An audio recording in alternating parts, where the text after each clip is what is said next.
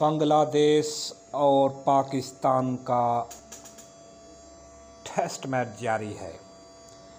पाकिस्तान ने test match की innings का आगाज़ शुरू कर दिया है और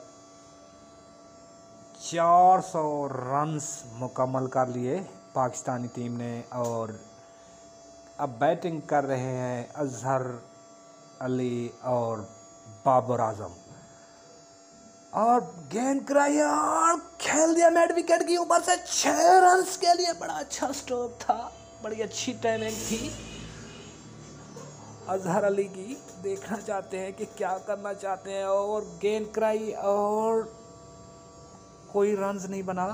बैटिंग बहुत अच्छी कर रहे हैं पाकिस्तानी बल्लेबाज।